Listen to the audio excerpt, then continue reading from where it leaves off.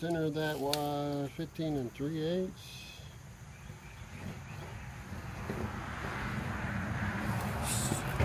Side was 3 5/8.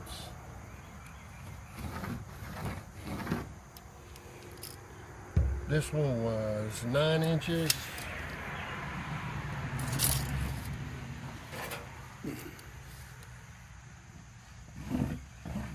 Yes, I do use straight edges from time to time. 4 1/2.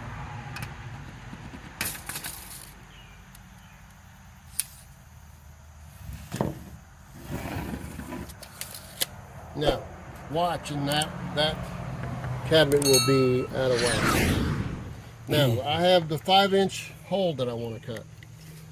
So I'm going to go 2 1/2. I have a circle cutter, but I'm not going to do that. I'm just going to show you. So you don't have to buy a circle cutter for one-time job. 2 1/2, which is half of 5. And there's 5. And then I'm going to go again. 2 1/2, 5. That half is where those two centers marks met.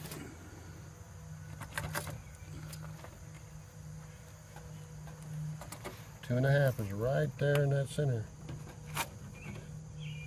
Okay, so now I can literally almost see it. I can.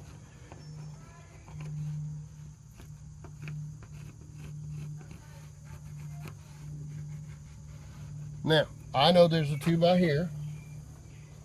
So why don't I just make it where I can put this in like so. I'll cut this right here. And then I slip that little piece in after the fact. That allows me to just tilt this thing in like so. Every situation is different. Alright, we're going to get a saw out, and I guess it's right here, and start doing the rough cutting.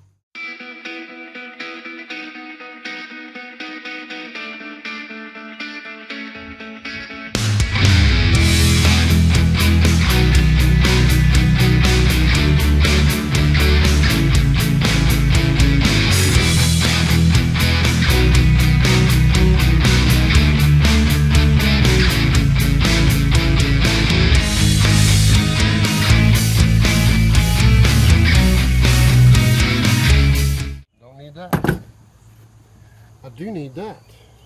All right, let's see if we can get this in. Sometimes we can't.